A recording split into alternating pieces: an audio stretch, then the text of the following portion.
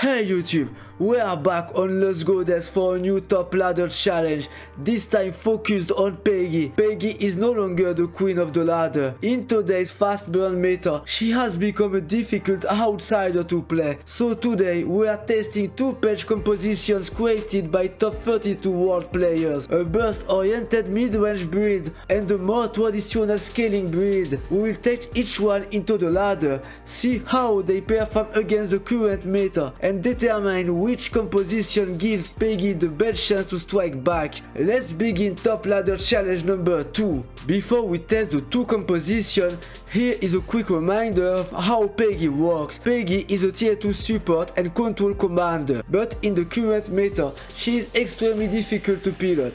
She starts every battle with 3-4 shields, reducing enemy damage and increasing ally damage. Every time Paige uses a skill, those shields are restored. Siphon trigger converts heals manipulation and force shield effect into additional HP for the team, while control bubbles removes non-range enemy and grants multi-attack to two allies. Her game plan is simple: protect the board, maintain tempo, and survive long enough to finish the fight while on massive multi-attack turn. For a complete breakdown of Paige and all her mechanics, you can watch my full guide through the card on screen. Let's start with DamnitLG's composition, used by a Korean player currently ranked top 32 world. This is a more traditional scaling Paige build, designed to survive the early game and become increasingly difficult to stop. Kira and Vladestiny form the main scaling core. Kira provides offensive stats to the entire team, while Vladestiny increases the HP and cleans the whole board every turn. The force shield engine is built around Kira and Esper, helping Paige maintain protection while the composition develops. For damage, Agwat and Maddie apply two different forms of direct pressure: infection from Agwat and burn from Maddie. This forces the opponent to answer multiple threats instead of countering a single win condition. Natasha brings immediate multi-attack pressure, while Nona and Sky provide the survivability needed to reach the later turns.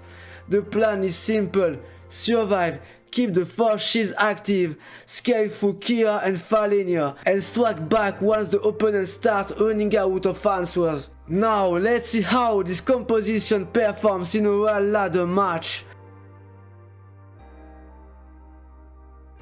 We are facing Fox, Lavonne, and Paige has the initiative.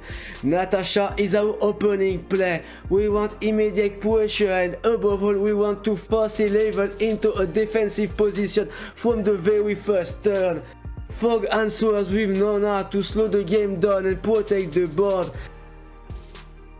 Agwat enters the fight, but the hologram completely shut down her first wave of aggression. Nona follows and Natasha goes down. Lavonne activates skill 1, and just like that, Paige's initial pressure is over. Pixie comes down next, adding even more control while continuing to pressure our board.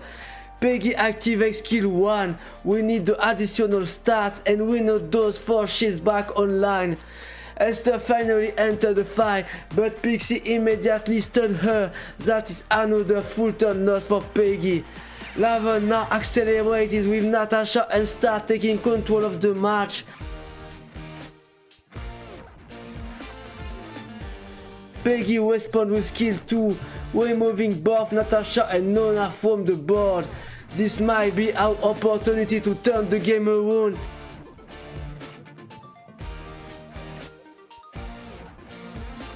Maddie entered the fight. Oh my god, Agwat and Maddie completely destroy Lavonne. Full HP to 0 in a single turn. This is one turn combo kill. This is exactly what makes Paige so dangerous. She can struggle for several turns, lose the tempo, and still end the entire game with one explosive finisher. The second composition comes from Dremek, a Canadian player currently ranked top 23 world. This is a multi-hit mid-range composition.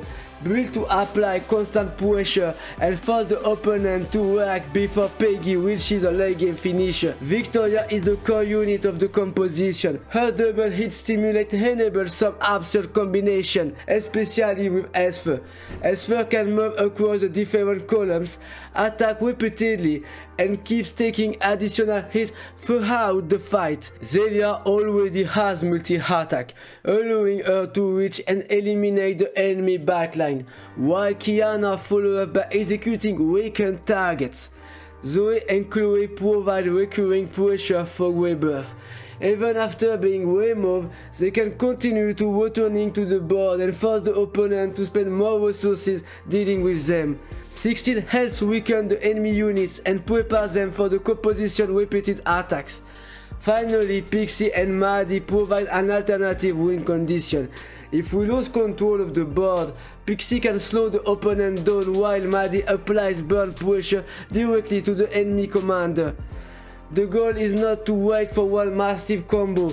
We want to maintain tempo, multiply our attacks and close the game before the opponent can stabilize. Now let's take Dremek's composition into the ladder. Game 2, Vlad vs Necron, Paige against Domino.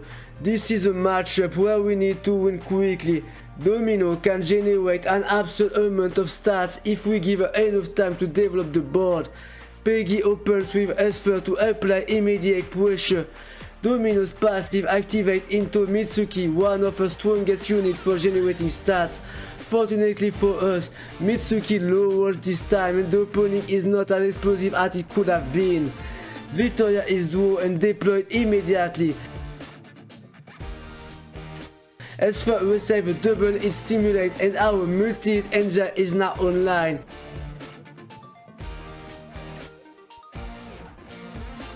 Necron answers with Harper, while more Mitsukis continue entering the board and growing in stats. Domino is already starting to build momentum.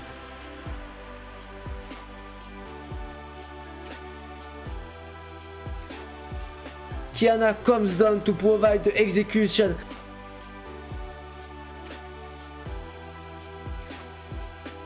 Harper is immediately removed, leaving only one Mitsuki on the board. But Awakne completely shut down Peggy's offensive turn. Our entire frontline is stunned and Domino generates 2 more Mitsukis. We cannot afford to wait. Paige immediately activates kill 2 and removes the Mitsukis before the stats become impossible to handle. Pixie enters next and gives us control of the board once again. Domino responds with Nicole trying to buy another turn and keep the game alive. But Maddie enters the fight and now the finishing sequences is ready. Kiana attacks 6 times and that is enough to close the game. The Victoria engine works exactly as intended. Repeated attacks, constant execution and enough pressure to finish Domino before a scaling could take over. After testing both composition on the ladder and through several additional games off stream, DamnitLG Bruce take first place for me. Dremek's multi-hit mid-range composition can create some spectacular turns. The Victoria and Esper engine has huge burst potential, but I found the list harder to pilot and less consistent whenever the opponent disrupts our tempo. DamnitLG scaling composition felt much more reliable in the current meta. Its force shield engine, constant cleansing and layered survivability gave Paige enough time to reach her win condition. I also found it especially strong against both Bernice and Lavonne. Paige is no longer the queen of the ladder, and she remains one of the most difficult commanders to play right now. But this game provides that while the right composition and good timing, she can still survive the pressure and end an entire match with one explosive turn. DamnitLG wins top ladder challenge number 2. Which of these 2-page composition will we play? Let me know in the comment and tell me which commander should be featured in the next top ladder challenge. If you enjoyed the video, don't forget to leave a like and subscribe to support the channel. And remember, the best composition is not the one that is meta, it's the one you master. Thanks for watching and I will see you in the next video.